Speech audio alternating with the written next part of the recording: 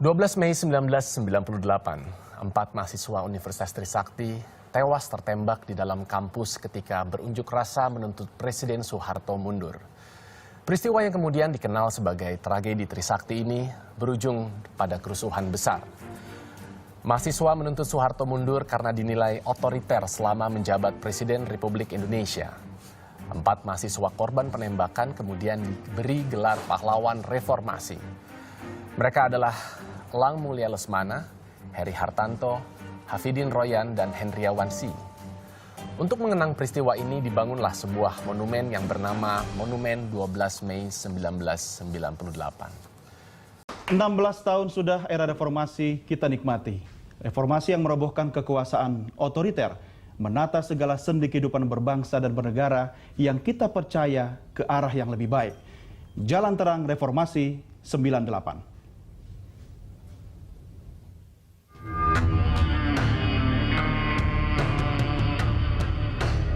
Krisis ekonomi yang begitu parah pada tahun 1997 hingga 1998 tak lantas menumbangkan kekuasaan Soeharto.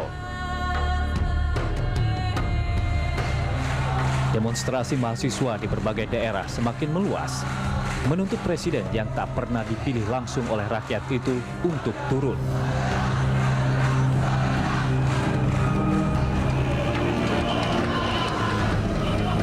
Di tengah situasi ekonomi politik yang merongrong rezim Orde Baru, Soeharto terbang ke Kairo, Mesir pada 9 Mei 1998 untuk menghadiri KTT G15.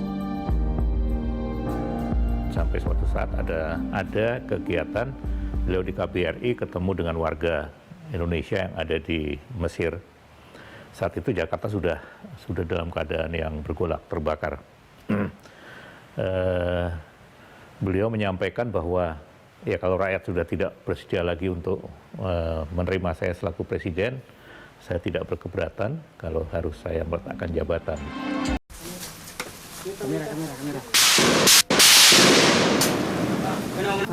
Senjata terjadi di Desa Agustusong, Kecamatan Jemba, Kabupaten Biren. Kontak senjata berlangsung sporadis mulai Senin malam hingga Selasa siang. Menurut TNI, kontak senjata terjadi karena markas mereka diserang GAM. Sementara menurut GAM, TNI yang menyerang dan GAM hanya membalas. Akibat kontak senjata ini, seorang warga sipil bernama Ibrahim Ismail, warga Paya Bukit, tewas terkena peluru nyasar. Pasukan GAM yang menyerang pos TNI di Desa Aba Usong, Blangbada, Kecamatan Jempa, mengaku diperintahkan mundur untuk menghemat tenaga, sekaligus beristirahat. Sedangkan sebagian anggota GAM lainnya hingga kini masih berada di lokasi, mengawasi pos TNI untuk mengantisipasi serangan balik pihak TNI.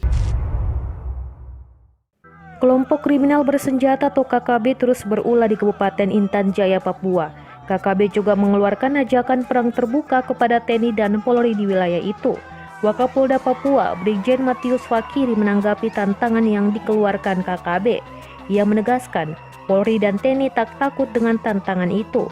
Tetapi, Matius tak ingin ada korban sipil jatuh jika TNI dan Polri melakukan perang terbuka dengan KKB. Matius membenarkan terdapat selebaran berisi berita propaganda yang dibuat KKB beredar di Intan Jaya. Dalam selebaran itu tertulis tantangan perang untuk TNI Polri. Menurutnya, propaganda serupa itu bukan yang pertama kali dilakukan KKB di Papua.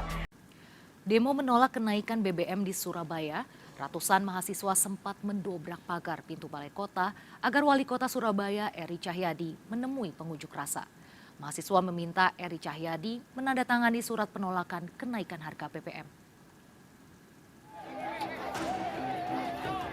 Kericuan mewarnai aksi demo ratusan mahasiswa dari Pergerakan Mahasiswa Islam Indonesia cabang Surabaya pada Kamis siang.